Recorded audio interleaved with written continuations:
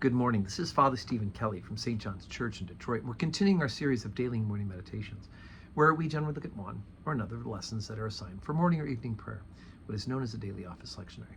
And today, for Thursday, let's look at the story that's assigned for evening prayer from St. John's Gospel. Now, yesterday at evening prayer, we began the story of the raising of Lazarus, and we got kind of the story of who Lazarus is in relationship with his sisters, Mary and Martha, and of course, the fact that Jesus loves all of them very much. And so we hear that Lazarus is sick. Jesus tarries a couple of days, and of course he dies.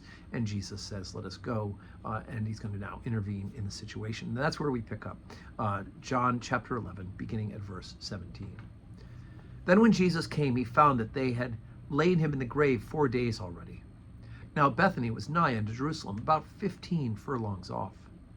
And many of the Jews came to Martha and Mary to comfort them concerning their brother. Then Martha, as soon as she heard that Jesus was coming, went and met him. But Mary sat still in the house. Then said Martha unto Jesus, Lord, if thou hadst been here, my brother had not died. But I know that even now, whatsoever thou wilt ask of God, God will give it thee. Jesus saith unto her, Thy brother shall rise again. Martha saith unto him, I know that he shall rise again in the resurrection at the last day. Jesus saith unto her, I am the resurrection and the life.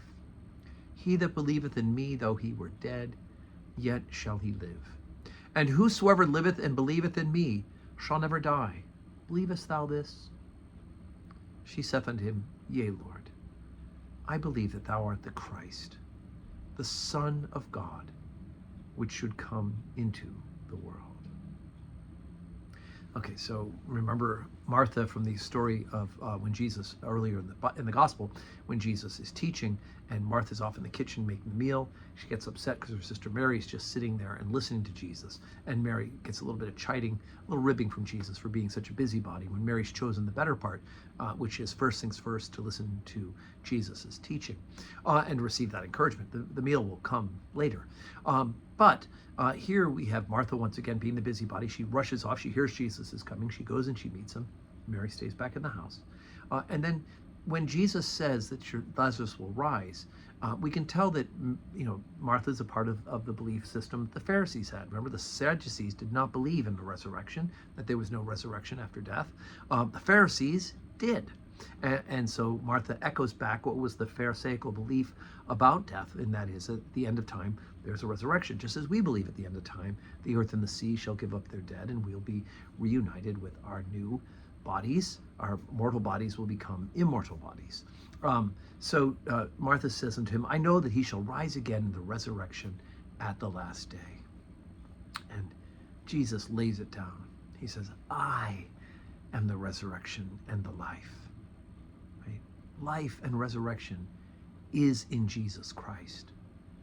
He that believeth in me, though he were dead, yet shall he live. And whosoever liveth and believeth in me shall never die.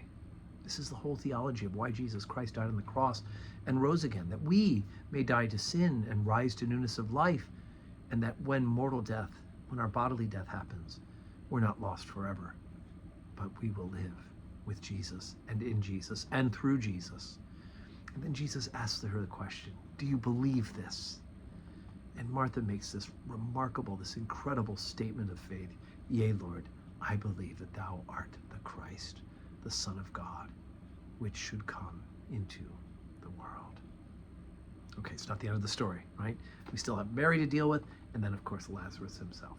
But anyway, that's a good little chunk for us to jump on. So today, like I said, Thursday, we have 10 o'clock adoration, 10:30 Holy Communion, and 11 o'clock benediction, really just right after the 10:30 Holy Communion service, and then 4 o'clock evening prayer. I hope you can join us. I hope you're saying your prayers. I hope you're having a good Lent so far.